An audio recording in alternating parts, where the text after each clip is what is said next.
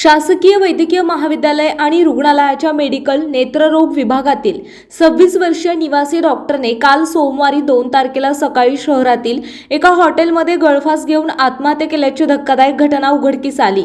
नुकताच पदव्युत्तर अभ्यासक्रमासाठी प्रवेश घेतलेल्या या तरुण डॉक्टरच्या मृत्यूने वैद्यकीय वर्तुळात मोठी खळबळ उडाली असून सहकारी डॉक्टरांमध्ये हळहळ व्यक्त होत आहे। आत्महत्येचे नेमके कारण अद्याप स्पष्ट झाले नसून गणेशपेठ पोलिसांनी तपास सुरू केलाय। बुलढाणा येथील रहिवासी ऋत्विक सागर ठाकूर वय 26 असे मृत निवासी डॉक्टरचे नाव आहे। त्यांनी मुंबईतील सेठजी एस मेडिकल कॉलेज आणि केएम रुग्णालयातून MBBS पूर्ण केले होते। दोन्ही पालक डॉक्टर असलेल्या ऋत्विकला नागपूर मेडिकलच्या नेत्ररोग विभागात पदव्युत्तर शिक्षणासाठी प्रवेश मिळाला होता आणि 27 जानेवारी 2026 रोजी तो कॉलेजमध्ये रुजू झाला होता। तो विभाग प्रमुख डॉक्टर दिलीप उमरे यांच्या युनिटमध्ये कार्यरत होते। सध्या ते गणेशपेठ मध्यवर्ती बस स्थानकाजवळील एका हॉटेलमध्ये राहत होता।